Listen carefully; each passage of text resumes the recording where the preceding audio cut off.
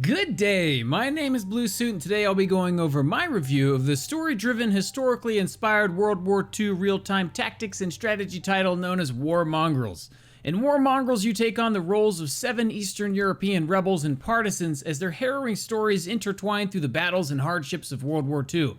Each of the game's 12 chapters focuses on a different selection of the cast and how their covert abilities allowed them to wage guerrilla warfare against the occupying Nazis while trying to maintain their sanity as they dealt with the darker themes of war.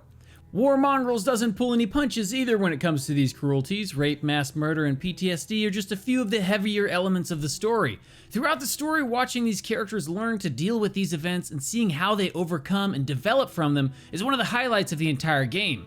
To aid in the storytelling, the cutscenes in between chapters delves deeper into the overarching story with great animations and wonderful voice acting. I don't remember the last time, if ever, that I was really attached to the characters in an RTT, but every member of the cast in War Mongrels felt unique and had their own dark past and storyline. The voice acting and dialogue in particular was so great that I was often disappointed to miss it in missions when it would get interrupted by encroaching Nazi soldiers. Anytime one would get too close, the characters would shush up and I wouldn't get to hear the rest. The gameplay in War Mongrels is that of a true-to-form RTT. As a mission begins, you're assigned the characters for that story and the early objectives that you need to take. Each character brings a different set of skills to the fight, and since they're tied to the story, you won't be able to bring whatever character you want with you on a mission. Their skills are varied and fun to use from character to character, and learning the nuances of each is quite a bit of fun. But they are pretty stereotypical of what we've seen in the genre already, with a couple of skills even being near exact copies from other characters' skill sets. The story portion of these characters are definitely unique, but in gameplay, most of the stealth RTT tropes are in attendance. You've got your melee fighter, your sniper, the flirtatious female, the explosive expert, and so on. Additionally, the enemies in the game didn't really feel that fresh either, as the vast majority of the game, there are only a few different enemy types that you'll have to dispatch. Where War Mongrels really makes up for this though is in its great level design, and how it gives you so much freedom. The tools that you have at your disposal are simple, but every square inch of these levels feels expertly planned out with lots of different ways to get to your objectives. Every character's skills also create a different amount of sound based on what it is. Stabbing someone with a knife is louder than a punch, but it's a lot quieter than firing a gun.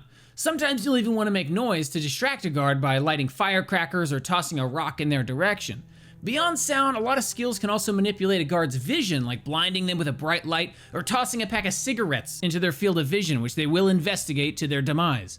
There are also loads of environmental interactions you can utilize to distract or destroy enemy soldiers, or many that only certain characters can use to navigate around the map, like Manfred, who can cut barbed wire to gain access to new areas, or Lucas, who can use his grappling hook to reach high places.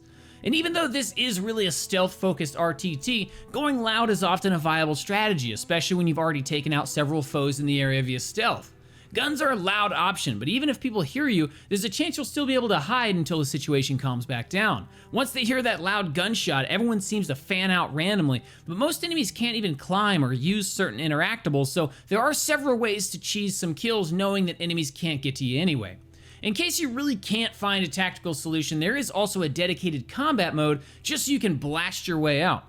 Your team has extremely limited health, so it is usually a very risky option, but fortunately War Mongrels has a super fast quick save and quick load, so you can save scum to your heart's content if things don't go your way. Once you enter combat mode, you only control one character at a time in what feels almost like a twin-stick shooter, while the rest of your characters automatically run around shooting.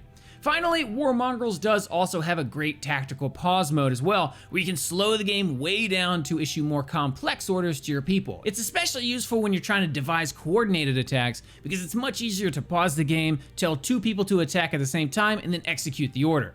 This ever-present freedom to choose how you want to engage fights is really what makes War Mongrels gameplay stand out, and I never once felt pigeonholed into a certain way of playing the game. The biggest surprise for me in War Mongrels was in its co-op gameplay. Not only did it run buttery smooth without any connection issues, but it was loads of fun, and I only wish I had someone I could run through the entire story with. At any point you can join into someone else's hosted game, or you can let people join into your own campaign. Each player takes control of any open player and they just go off into the level in whatever direction they wish. It's especially fun in certain levels where players are intentionally separated, working on separate missions within the same map. There are a couple downsides to War Mongrels that I do hope get patched soon, however. One is in the controls. They are unfortunately a bit cumbersome and have a distinct learning curve to get used to. But the problem is that the majority of them aren't rebindable, so you have no choice but to play awkwardly for a few hours until you get it figured out. The second and potentially larger issue right now are the number of bugs in the game. Now, what I want to say first is that in my time with the game, I've already seen some of these bugs get resolved in the weeks leading up to launch. So I don't know for how much longer these bugs are even going to still be an issue, but just in case, I thought I should bring them up.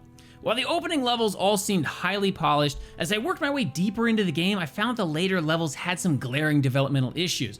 One bugged NPC caused an issue with the story and I had to restart an entire level. And then after I'd restarted, that level kept spawning copies of the same enemies over and over until I had triple the Nazis to contend with. It was honestly a fun challenge to get through the level with that handicap, but some players might not be so charmed with it.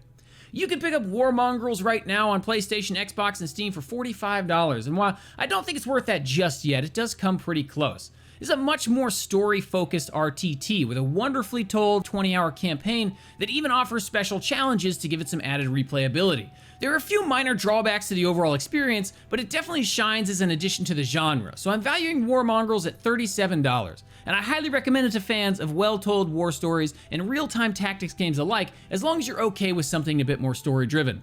I hope you enjoyed this review of War Mongrels. Come see me on Twitch where you can watch our reviews in progress 5 nights a week. As always, don't forget to like, subscribe, and let me know in the comments what you thought about it.